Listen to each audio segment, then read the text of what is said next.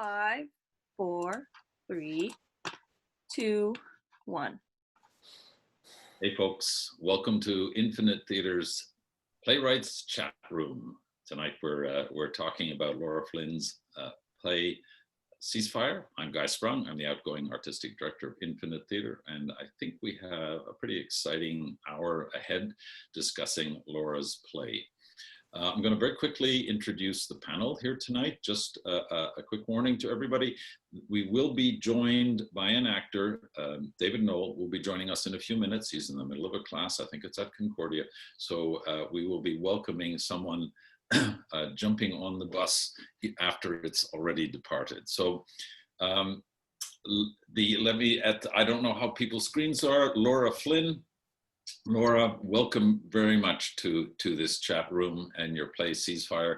Laura, how did you, I'm just quickly, you're a playwright? Are you a writer? You're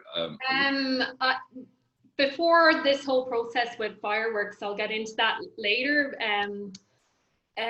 Basically within the last year and a half, that's when I've delved into playwriting, but prior to that it's been more improv and comedy sketch. So it's been delving, I do have a theatre background, but it's delving back into the theatre background. Okay, so as we can hear from your accent, you are of Irish persuasion, as it were. So, and Ceasefire is very much to do with the troubles in Ireland and how they have echoed down. Now we have people who have read the play and we have some comments that already have been sent in. I'll deal with those later. But Laura, once again, this is very exciting that we're in the chat room with you.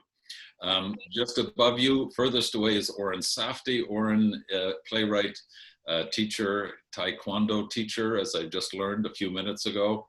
Among other things, in sunny California at the moment. Aha, okay. And he's also the head of our new play development, Infinite Theatre's new play development. Oren, thank you very much for taking time out to do this. Above Oren, we have Kevin. Kevin Callahan. Kevin, I know you're at McGill. Are you teaching at McGill at the moment? I was teaching at McGill and coordinating. I was a senior program coordinator for intensive English language and intensive French language programs in the School of Continuing Studies. But I am now happily retired as of last June. Okay, good luck that you've been able to do that. I'm going to attempt such a difficult task myself. But Kevin, you also have a little bit of a background historically in the Troubles, so we're going to rely on you to relate the play to the actual history and some of the occurrences, and maybe even discuss what might happen in the future. So thank you very much, Kevin, for joining us. Deborah Ford. Deborah, welcome. Deborah, you're a writer, a director. You are a creator. You're also an arts bureaucrat. So this is wonderful. You were in charge of the Tisri Dunya Fireworks program that found and worked with our playwright, and so we're going to maybe learn a little bit more about that program from you as we speak for the next hour. So thank you very much for being here. And then we have Frida Siegel. Now, Frida, we've never met. Oh, there he is, David. David, welcome. Hello. Okay, so we warned everybody that you were going to join us a bit late, but David was an actor in the Tisri Dunya workshop production of the play when they were developing it earlier in the spring. So, David, welcome. Have your professors, you've just got out of class, I guess, your professors have been mismanaging their teaching, have they, and in misinforming you about the state of the universe? No comment. Okay, that's safe. I was just David. So that's great. So you are an actor in Montreal. You're still in Classo at the moment. Is that right? So right now I'm actually in Quebec City. Normally I would be in Montreal at the National Theatre School on the French side, but I actually took a sabbatical because of COVID and because of my health condition. I decided to actually study in entrepreneurship during this year, and because I want to get some projects going on the artistic side of things as well. I hope that's not an indication that the next generation are bailing out of live theater. So is it No. is it David or is it David? David Noel? It's as you wish. My dad calls me David, my mom calls me David, but I'm not bailing out of the arts. I really am not. It's actually a plan to stay in the arts. All right. Well, people often wonder why I sign myself Guy, but it's actually Guy, because ever since I grew up, it's always been, you know, my friends and neighbors. In fact, it was my neighbors, my buddy's mother who said, "Hey, Guy." Good guy. Guy grew up. So that's where I got my nickname. So David. All right. There you go. And I was just introducing Frida. Frida, we don't know each other. We've never met. You were a teacher of drama at Royal West. And you're one of the public who read the play in advance and then sent us some notes in. And I thought you might have an interesting contribution. So the whole point of this chat room, of course, is for the writer, right? And we've had, and Oren can attest to this, we've actually had the writers say, you know what, this is a really productive process. So we're here to discuss your play in the hopes that we can inspire and motivate you to move it up another notch. And of course, all of us will tell you how to write your play, and then you will write it yourself. So, all right, why don't you start off then, Laura, and tell us what and why, how you got to write this. So basically, it was April 2019. I was fortunate to get a place on the fireworks program, the Playwrights program at Teesry Dunia, and Deborah Ford was the amazing mentor. And in relation to that, we had to come up with an idea. And I was like, oh, an idea, what will I think of? And around that time, actually, something happened in Ireland that spurred me to go, okay, I started getting goosebumps, and it touched me very much. There was basically riots around, they were Easter commemorations in April 2019 in Derry, around the area where a lot of the troubles was from the end of the 1960s. And a young reporter at 29, Lyra McKee, was fatally shot dead. And that made me I got very emotional, basically. It struck a chord with me because I grew up towards the end of the Troubles, but although like I never knew anyone involved in them, it was still a part of my life because I grew up in a Republican town on the border. Friends grew up with helicopters, military basically in their villages. And I thought we had moved on from the Troubles. I knew it was still, there were waves of it, but I thought we had moved on from it. And especially when I heard a 29-year-old journalist with the rest of her life to go was shot dead, that struck me. And then when I heard that it possibly was a young dissident who struck the blow, I'm not sure, I think it was proved that it was an older person later. That got me thinking of, okay, this is possibly a person who didn't grow up directly in the Troubles, but was more of a ceasefire baby. So the ceasefire happened in Ireland in 1998. And it made me question what was that person's motives to be rioting, just questioning where they were coming from, and also what kind of family home they came from. So that made me think of relationships and how intergenerational trauma can affect relationships, especially coming from first generation. Can I ask you a question here? Full disclosure now. Yeah. Were you born and raised in Ulster or the Republic? In the Republic. So you're in the Republic. Yeah. And you're Catholic. This is the interesting part. My mother's family is Presbyterian. This is the interesting part. And I hope my mother isn't watching this. My family are very, like, basically my mum is more, you know, she's for the cause basically, but she's very guarded as well in relation to what she'll say. So I've grown up. Sorry, Laura, which cause? She's for the cause.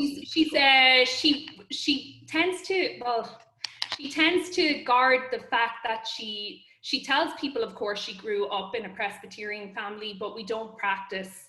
And my family were very open in the Dundalk community, as in we were part of, Dundalk is a like majority Catholic, so we were mixed basically.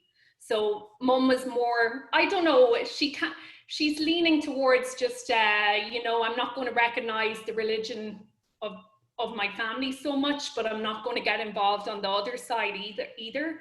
So she was very, probably for the cause wasn't a good way of putting it, but very, you know, on the fence. And hence I felt uncomfortable talking about things growing up. So hence writing this play has been a process for me in expressing ideas that I may have been uncomfortable with a good few years ago. Okay, so was anybody in your family a militant member of any group at all? Neither? Not at all. No. No, that's where my mum would say, stop talking. I don't want to hear it. She wouldn't be involved at all. No. Okay. We try to keep the peace by not talking about anything involved in relation to the troubles. Yeah. Okay. Yeah. Let me, Kevin, can I throw it over to you now? The son, Liam, is 18, and Laura, you're talking about today, right? Yeah, a few years ago, I'm just trying to think, 2005, I think, it's at the start of the play. 2008, I think, sorry. 2008, yeah. 2008. So then, if Liam is 18, then Dan or Danny was killed in 1990. Is that correct? Yeah. Okay. So Kevin, what was happening? Give us a little bit of a lead into an understanding of what was happening then and how we should look at this. Okay, I'm going to preface that with two things. First of all, Laura, yeah, you made me think one of the most famous sentences that came out of the Troubles is, whatever you say nothing. that actually became a Seamus Heaney line in a poem, because, you know, people would meet and you didn't know who the other person was necessarily, so you just, you said nothing. I was actually in Belfast in 2019 when Laura Mickey was killed. I was there. There was an opening of the James Connolly Centre on the Falls Road, and I was there for the opening of that. And it was very, very traumatic. You're totally right. It just shocked people. I mean, even the James Connolly Centre being open, with Connolly was one of the leaders of 1916 and a trade unionist, and he was executed by the British. But the centre got joint funding, or got funding from the Belfast City Council with support. Sinn Féin was the largest party, but also the Democratic Unionist Party agreed to give money to support this centre. So, you know, when this happened, this killing, it was just a shock for everybody, and it just seemed to say, wow, you know, things have moved forward so much, and then this is happening. The period of 1990 was a very interesting period, because there was a lot of movement towards what eventually became the peace process. Gerry Adams of Sinn Féin was talking with John Hume of the Social Democratic and Labour Party, and the Irish government was kind of supporting Hume to do that, and that there was slow, but I won't say irresistible, but there was a slow but steady movement towards these negotiations. At the same time, there was incredible tension as well. The IRA was being less active, partly because the peace process was kind of starting to bubble forward, and also Sinn Féin was making political gains. So in the nationalist community, there was a growing confidence, hey, we can do this a different way. but from the Unionist or Loyalist community, that was a period where, for the first time, more people were killed by the Loyalist paramilitaries than were killed by Republican groups, and that was really really a tense period. There was the famous, infamous, I should say, shooting, the trick or treat shooting, where they went into a pub on Halloween and just sprayed it and killed, I forget exactly how many people, but it was a very, very tense period on that level. So on one level, there was kind of growing possibilities of rumors of discussions and progress. Ideas were coming forward, but at the same time, it was a very, very intense period in terms of people being worried about the sectarian Is sectarian. Is that reflected in the play, in, you know, the death of the father? Is that Yes, absolutely. That was one thing that was definitely happening. If the IRA did something, the Loyalist paramilitaries would go out and go into a pub and shoot it up, or shoot dead somebody, or shoot dead a politician, something like that. So definitely that was there, and I think that captures it well. That was well done. I mean, there was no rhyme or reason necessarily. It was just pure hatred, right? It was, yeah, I mean, it was essentially the old refrain of crappie lie down, to terrorize the nationalist community, and basically all nationalists were suspect, basically. There were T-shirts being worn by some of the Loyalist paramilitaries at that time. It said, Yabba Dabba Doo, the Fred Flintstone thing, any Fenian will do. And basically any nationalist could be a Fenian, therefore they were a legitimate target. And even today, at the Orange, July 12th, for the Orange marches and the bonfires they do, and it's much less now than it was, but you can still see signs that say KAT, which is kill all tags. Basically, tags is a derogatory word for Catholic. So definitely that aspect is caught. Okay. I know I was in London in the 70s, and just at the time of the Bloody Sunday massacre, and I remember that totally altered everybody. I mean, it just threw the whole thing into the utter irrational. You know, the level of the killing of civilians by the British Army just basically turned the whole thing into something incomprehensible. Yeah. At the time, and the echoes just kept down. And I think this is where history and theater, you know, the tragedy of that is what Laura is trying to explore, I think, a little bit. I have one comment, which, yeah. I don't know, could I make this now? Okay.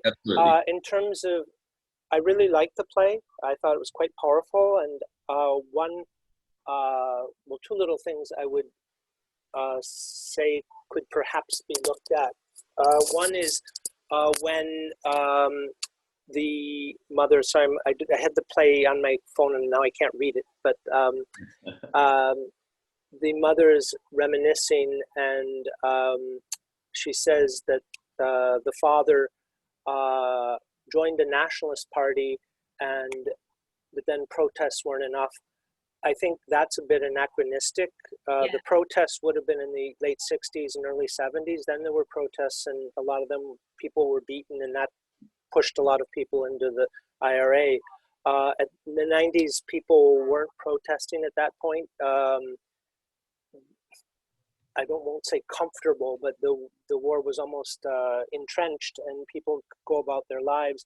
But there hadn't been huge street protests since the hunger strike. So I think that that he joined the That's- Nationalist I think Party. I think that's really an important point, Kevin, Yeah. because I think if we find something that raises the stakes within the play, I think that will help the play itself. And what you've just put your finger on, being historically anachronistic, also, if we could find a way to raise that up, but we'll get there in a second. I just want to say one last thing about the Troubles. It did start because the Catholics were fighting for their rights. They were being discriminated against.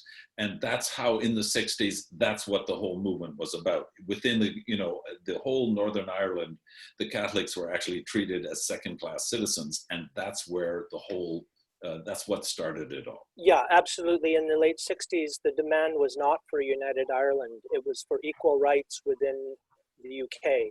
Yeah. And then that was met with police violence, Yeah. and then that degenerated or kind of reverted into the old scenario at that point. Frida, why don't we jump down to you, and just as someone who just read the play without any background or knowledge of why it was written, what was your take on the play? Do you have any comment? Yeah. First of all, the play is 28 pages long. I've been to a lot of plays where they stretch it out to 200 pages and it just goes on and you're not interested. In this play, you're interested all the way through. And it's very concise, but it really gets to the point. And when it starts off, you think it's just a normal family. Okay, maybe the mother is a little too possessive and reads his diary, etc., etc. But then once the gun comes into it, and the bullets and the diary, it gets stronger and stronger and stronger. And at the end, you are caught by the last few lines. It's just so powerful. Okay, thank you. That's what I got. All right. Deborah, you were mentoring this in the fireworks program. What sort of advice did you give your mentee? I want to say, start by saying, Laura, I am so impressed that I threw down the gauntlet, you grabbed it and ran with it. When Laura did this play originally, it was a multi-person play. There were many different characters where so the tension of the play was kind of spread out amongst all these different characters. And I said to her, she presented the play, we did the reading, it was wonderful. And I said, this is wonderful, honey, but I think this is a two-person show. And she walked away and she did the work, which is incredible to me. So that having been said, I do have some things I want to share with you, okay? You know my language, so I won't explain what I mean when I say stuff because you've been used to hearing me say it. So there were some red flag lines for me that came up in the play that I thought were really wonderful openings, but you didn't go through the door. Most of them are on mom's side. We make a good mother and son team. We have so much ahead of us.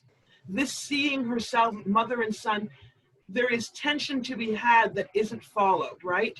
I don't want you to make mistakes. I don't want the neighborhood talking about Mary Murphy and her unruly boy. You're a great boy. It's not about I want my kids safe. It's about what people think of us. And so I think these are places that can be digged down a little bit further. The other thing I love that you did was introduce this idea of flashback as a way to tell story without having it happen in the room. However, I think sometimes it doesn't go far enough. The voice needs to be a little bit more raw. When we're inside our heads, we could say things that we would never say to the other person. What I love about this play is the mother-son dynamic, single mom. I'm a single mom who raised a son. So I know about many of the challenges. We're constantly being pulled between feeling guilty and feeling worried. We're never feeling comfortable. And the same thing for the son. There's something that happens to boys along the path. There's this moment where they decide they're the man of the house and they no longer, and so boys will cut themselves off from the support system of the mom, which you really depict well in terms of, I won't tell her I'm being bullied. I don't want to put that on her. But what's missing is how they all feel about this. She created this myth of her husband for her son to live on. And that's something that moms do, right? What do those myths really do to the son? What is he feeling inside of him? You give us a taste of it, but it's almost like he's still afraid that someone's listening to him. Let him go. And the same thing with mom. She created this hero of this father, but yet she has to have some feelings. This guy made choices that abandoned her and left her to raise this kid. While she may never say that to him, she must have some serious pissed off to do with that. And I think I'd love to hear more of that. There's some things that go unattended for me. Again, Lame says, I'll show the team not to mess with me. And mom just lets that line go by her. She doesn't ask what kind of messing up are they doing, what's going to happen. She just kind of lets that line go. There are places where you can dig down. There's some questions that jumped out for me. The smokes. The smokes acted as a jolt for me. Are they his or are they hers? If they're hers, are you telling me that she's been holding on to a pack of cigarettes for 16 years? Right? And hiding them in his room? Something there isn't, it acts as a jolt, and I sat with it quite some time before continuing. You know what I mean by jolt, because we've talked about that before.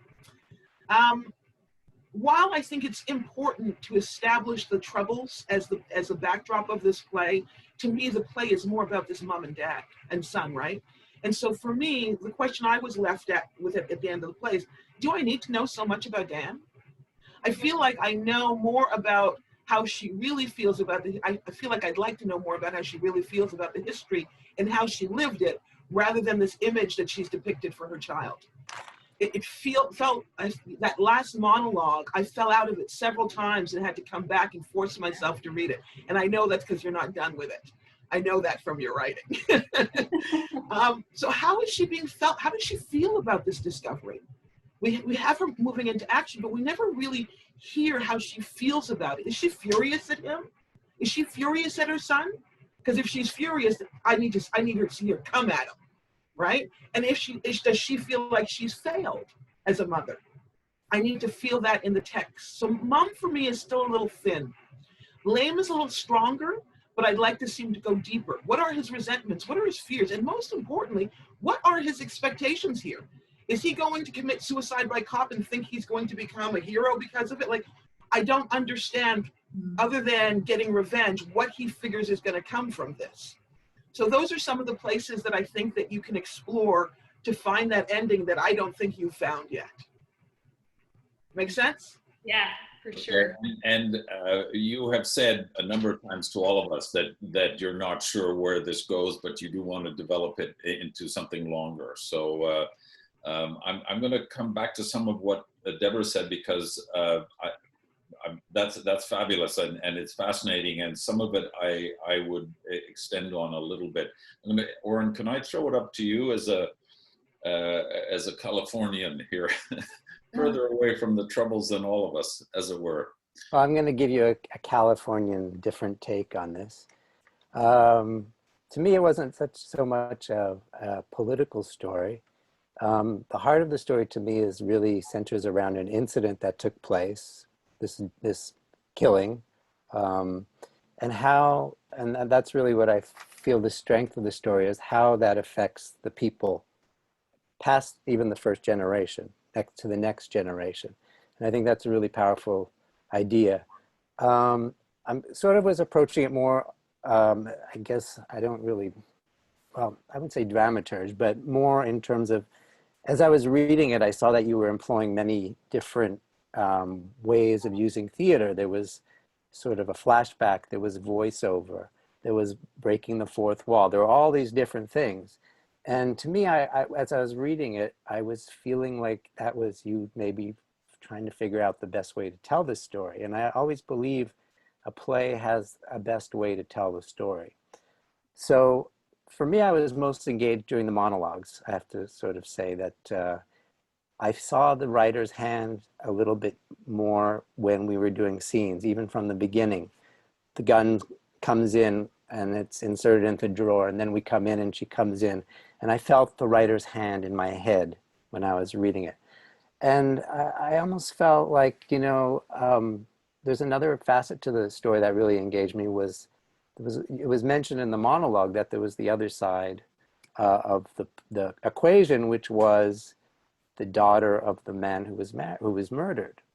And so to me, I really saw this as I just felt like this is almost like a Brian Friel play to me. It's that the monologues, like I just wanted to hear them talking about that, and that was something that engaged me. So it's a little bit of a different take because I know you're probably working more towards a scene, but to me, I would just love to hear 2 or even 4 of these characters who are all involved with this incident that happened, speaking directly to the audience, intercutting between them, and just talking about it, because to me, that's when the play really came alive. Okay. David, you handled Liam in the reading. Anything of what anybody has said have any resonance for you? What do you feel about the son? How would you, is there enough of a character there for an actor to play? Oh, I think there's enough for an actor to play for sure. One thing that I enjoyed, well, there's two things I really enjoyed when I got to give it a go when we did the reading. The idea of the flashback with the birthday, there's something that I really liked about that, because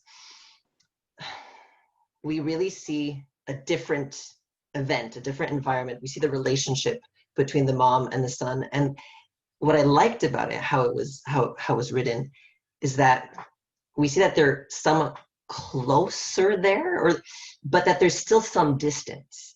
And there's this line that he repeats twice, and he says that lots of things can happen. I don't know if I said it exactly. I think it's like that, but he repeats kind of like as a warning to his mom. And I really liked that, because there's this moment where they really connect, and whoop, he kind of disconnects a bit. So I thought that there was something really interesting in the relationship when it comes to that flashback. And so as an actor, even though maybe the audience might not get it right at that point, there's something I felt that was strong in the subtext, because there's that too. What has he decided? If he says these 2 lines twice, does that mean that he's been planning this for a long time? And so, I don't know, I just thought there was something really interesting there in the idea of, in that flashback, is there already something that's a little bit disconnected, and how much does he know? So then I made a choice for when we did the reading, sorry, but there's something that I really like about that. And yeah. And I think Frida also talked about the discovery of the gun. And I love that moment, because everything just, kind of spirals a bit out of control, but he thinks very quickly, and he's, I think they're both manipulative in their own way, but there's something really interesting about how he reacts, what he says. He says, "Mom, chill." That's his first line. And I think that's so good, because it's like, imagine being the mother to like that son in the situation, and he says, "Mom." I love that. So anyway, those are 2 little things that I really loved about when I did the reading as an actor. This is great. You're getting everybody's slightly different viewpoint, and I'm going to come in here with a different viewpoint again as well. Do you happen to know a play called Riders to the Sea? Yes. Okay, so that's in drama 101 in my McGill drama course 50 years ago. It's the 50th anniversary of my cohort actually coming out of McGill. But so over 50 years ago in drama 101, that was always the perfect 1-act play. How you get it all in one room. You see the tragedy, man against nature, but it's ultimately a mother-son play, right? She's trying to tell her son, don't go. He goes. She does not give him her blessing, and he dies. And and fate is so big, it's bigger than the characters on stage, and that one little room becomes a pressure cooker, which I think is what you're trying to do with your one room. But I think then you have to get the forces as big as they are in Riders to the Sea. Now, listening to you to say that in your family, well, your mother was this, but we don't talk about the troubles. I think that's sort of what you've written. And I think the troubles are the tragic. So you have to write it from the perspective of someone who actually cares about the big picture of it. I'm not saying it has to be political, but the forces have to be bigger than you've written them. So to me, when I think the mother has got to have a strong take on the fact that her husband, her man, the father of her child, was murdered. And I think that echo of that tragedy is what is perverting her son, in a sense, that she has swallowed that and taken it and brought it to Canada, and even here in Canada. So what I'm amazed at is that the son has no take on the troubles. Surely he's out there, at the celebrating, yes, not just the soccer against whoever it was that they're mentioned, but it's bigger than that. He's there celebrating the whatever anniversary of Bloody Sunday. He believes in the cause. And to quote another play, the Seagull, if you introduce a gun in Act 1, it's got to go off by Act 3. And I want to know what's going to happen. I think we all want to know, what is he doing, And it should be that the tragedy is that his father gets murdered because the father, was involved in a murder, and it just keeps spiraling. And that's the similar kind of power as in Riders to the Sea itself. It's just incontournable, you cannot fight that. And that's the tragedy, that here in a small Quebec town, by the way, I'd love it if you would be more specific and tell me which town it is, but I don't see why it has to be, an unnamed town. Okay, yeah. But even in this in the idyll of Quebec, this is echoing down through history. And the son is now going out to do something in order to try and make things better, for what happened back in Ireland. So I do think you have to have the passion, because it's that hatred that has, both sides had for each other. The one that says any Fenian can do. Imagine human beings wearing that on a t-shirt and walking around. I mean, what's going on up here? And anyway, so I think you've got to sit this tragedy much deeper in the tragedy that happened across the ocean. Kevin, what do you think? I agree completely. And I'd also like just to touch on something Oren said.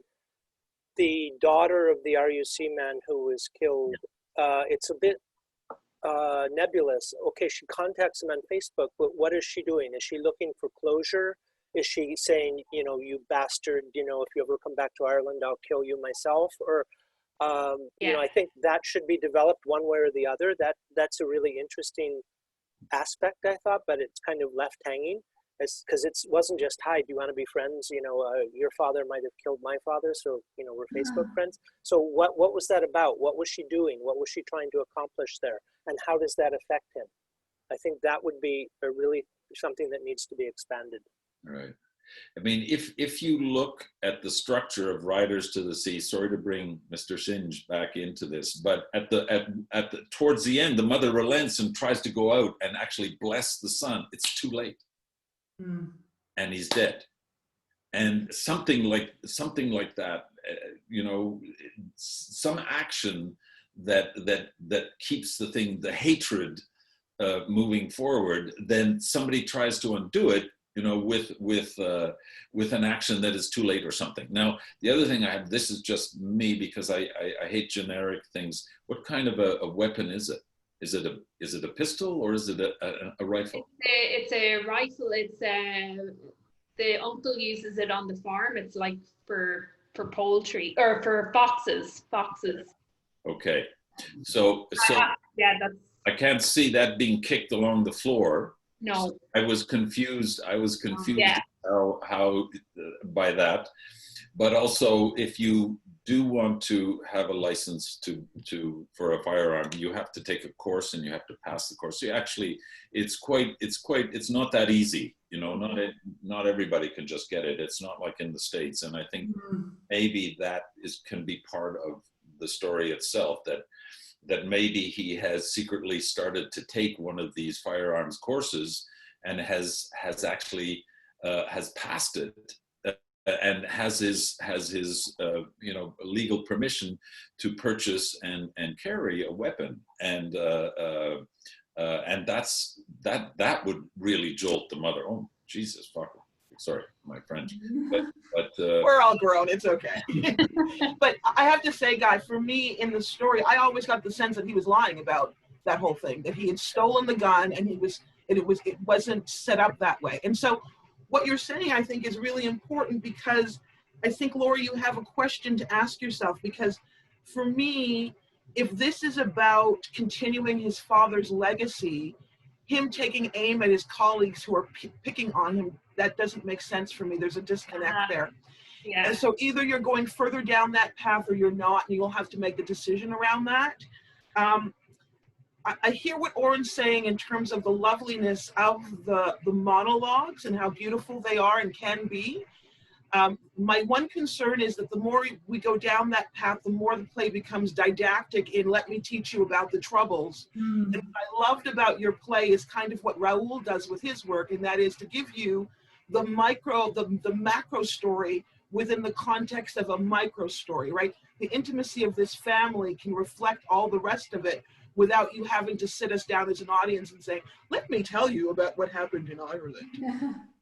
One of the things that someone said earlier, and I think it's interesting to me again, and I think this is just my love of Raoul's work, is that if you look at the roots of the Troubles in Ireland in terms of the discrimination, there are some direct correlations that you can make to politics in Quebec. I knew you'd love that, David. We've worked together, I know. Absolutely. Bill 21, and I think that's, as a Canadian person sitting in the audience, rather than feel, oh, I'm so sorry for what happened in Ireland, I'd rather walk away from the theater with the, oh, let me learn some shit here before this happens in Quebec, right? One last thing I forgot to mention is you have him at age 18, graduating high school and going into CEGEP. That's a problem here in Quebec, right? We graduate at 16 and we go, right? So you'll have to figure out age-wise, either explain that he was behind for some reason, or just explain that because it acts as a jolt again, right? Cool beans. Deborah, that's great. Deborah, can I just ask you, what did you think he was going to do when he walked out of the room with this weapon?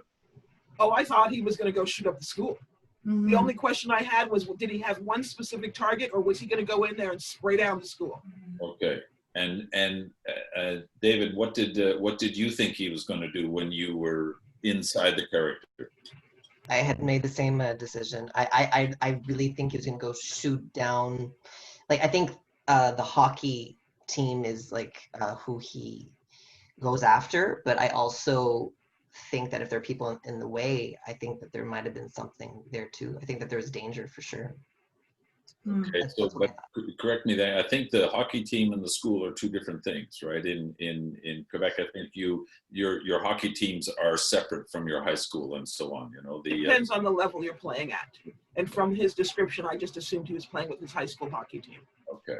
I think so too. Yeah, there are certain schools that are even have like sport études where it's just everything combined. Okay. That's what I understand. Oren, you were waving around there. Because the connection to going back to Ireland could be made in Canada just as effectively if there's something to do with possibly at the hockey team that's Catholic and Protestant as well. Because right now it's not connected. And the story you told about what happened a couple of years ago or whatever, if this was set in Ireland, it would be much more, I'm taking my father's thoughts and I'm doing this again. Connected to the hockey team, it's more about just somebody who needs to kill people. And it's more about bullying, or I don't know what it is, but it would be nice if there was some kind of connection that has a similar parallel. Right. But as I just wanted to say it because I guess I gravitate to the monologues, not necessarily as just telling the story, but what the problem for me really is that when you have things like flashbacks and voiceovers and soundovers, I always sort of have a rule that they shouldn't be facilitating you telling the story. They should be coming out of the fact that that has to be told that way. And I felt too often that I saw, oh, okay, we have to give background on this. Oh, okay, I'm going to do this. And so it has to be really, if you're going to do that, I mean, it's hard enough to do in a full-length play, but it's very jarring in a one-act play to go back, flashback, and do all these things. And there's just so many of them. And I think that's why I'm reacting by saying choose one. And, you know, I think for a one-act play, yeah. And was it, did you feel, David, that him being Catholic was an important part of who he was? To be really honest, no, it didn't click. When I acted it out, it wasn't part of the whole thing. Right. No, I can't say. But I mean, I'm all for, you know, making connections and stuff, but I have to be honest, I didn't put that into account. Okay, it's a hard one to make because she establishes him as a Canadian kid, which is one of the things I wanted to say. In terms of language, I think you can make him a little more Canadian. But because she establishes him so much as a Canadian Quebec kid, and here in Quebec, that religion thing, because of the Quiet Revolution, it's really hard to imagine people separating on the Protestant Catholic thing here, right? And so that connection is him making a connection to that other than the ideal that his father, for me, it's not that his father was involved in the fights. It was just that his father showed him, you know, to be a man, you be tough and, you know, take things into your own hands. It didn't feel connected to something political. It felt like he was using the excuse of his father's political activism as an example of manhood and has bastardized what that legend was that his mother made of his father. I still will argue for somehow raising the stakes. Yeah. You know, and Yeah. so that insanity that was happening in Ireland is being carried to Canada by the mother. I mean, I think she's as damaged as the boy is, right? I mean, here's this mother who, you know, anyway, so, but I think we could see that more. And then we have to feel the tragedy is bigger, it's in there, and he is going to use that gun. I don't get his anger, his passion, which should echo the passion of the father against, you know, the Proddies. A little story, it kind of, sorry, a slight aside, but we took Balconville to Belfast in the early 80s. In fact, we opened, in Belfast, we opened the Opera House. After it had been bombed, they rebuilt it. And Balconville was the very first show back in the rebuilt Belfast Opera House. And if you remember, it was very much Catholic Protestant story. And Jean Archambault, who was playing Thibault, now there we are in very Protestant Belfast, this brand new opera house remade, and one of the lines that Jean has is "fuck the Queen."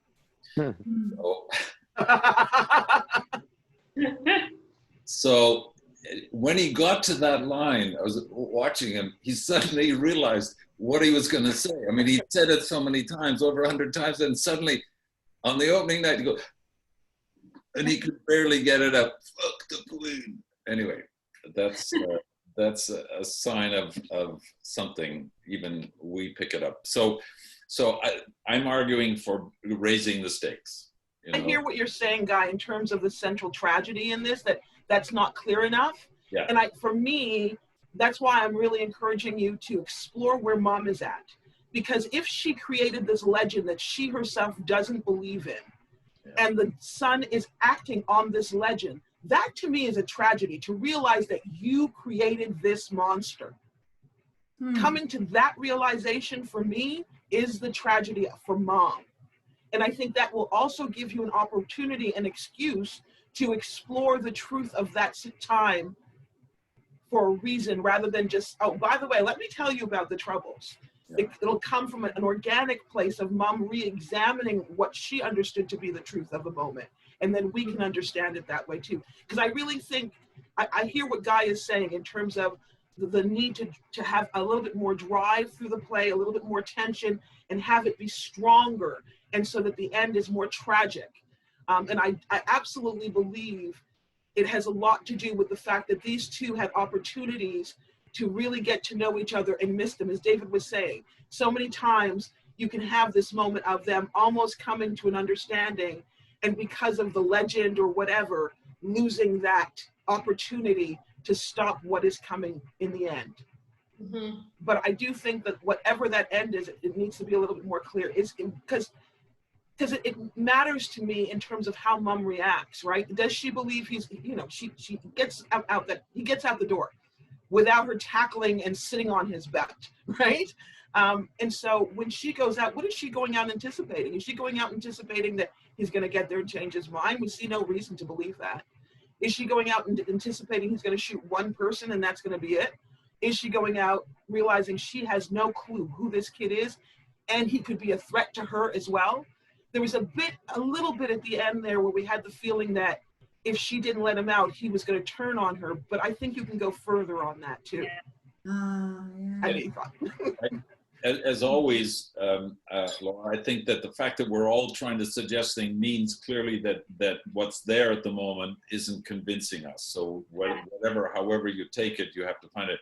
I find it not believable that the man of her life is murdered by a Protestant, and she it's like she in theater terms, she should now reflect that hatred.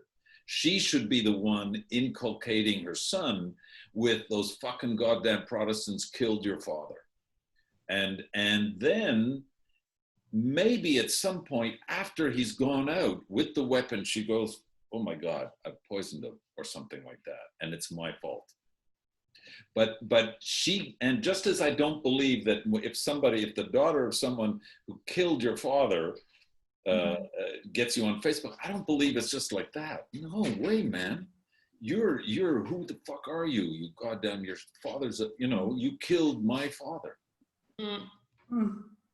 Anyway, I want to. God, I can just Frida's trying to get in here.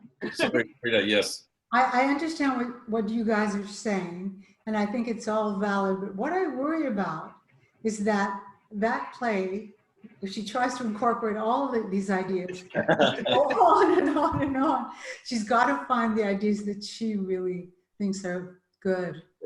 It's such a good play, Laura. Okay. Even the way it is. I know what everyone's trying to do. Yeah, you're 100% right. Anyway, does last words from anybody? We're getting close to our time here. I would like Deborah to tell us a little bit about fireworks, because I think it's really fascinating that History has this.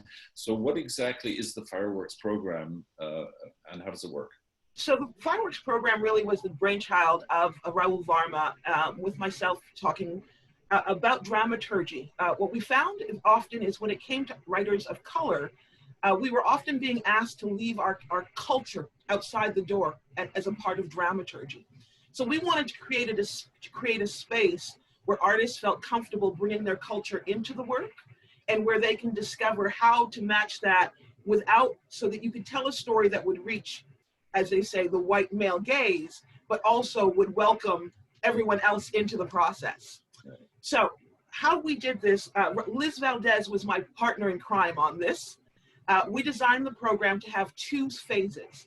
The first phase was with me, from brain to page, so that writers could just write out what they were thinking without editing, just purge it onto the page. And we felt this was important, particularly for first-time writers. And so I take them through a process where the first couple of weeks I teach them the basics of playwriting. I introduce them to the other members of the team, the director, what they need out of a play.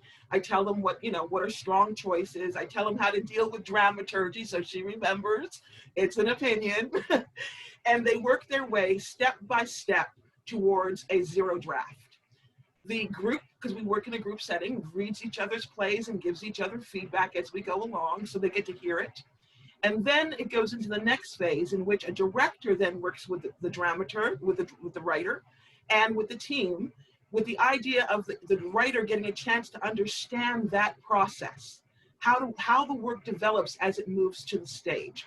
So what we say is I do brain to page, and the other person does page to stage. And so at the end of the program, all of our writers get a reading, and at least a couple, well, until COVID hit, the idea was a couple would also get a full workshop production.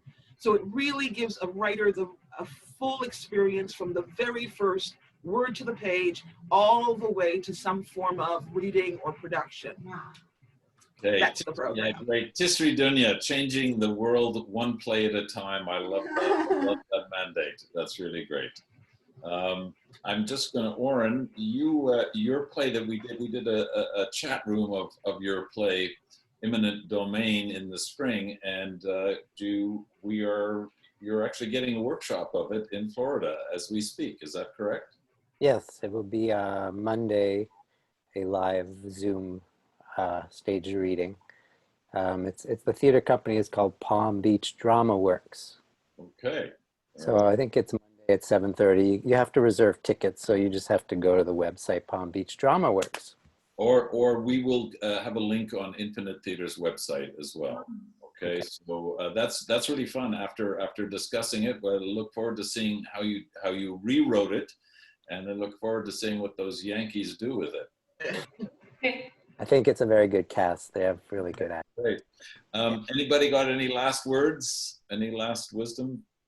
A reminder to anybody out there that our play, Paul Van Dyck's play, King of Canada, is in production at the moment, but we've had to delay the opening till the red becomes orange again. So we're hoping that happens in the 28 days that it looks like at the moment. So go to our website, Paul Van Dyck, starring Ellen David and Brian, as Brian Dooley as King, Mackenzie King. So thank you all very much for Thank you. Thank you, everyone. Good luck, Laura. Thank you so much.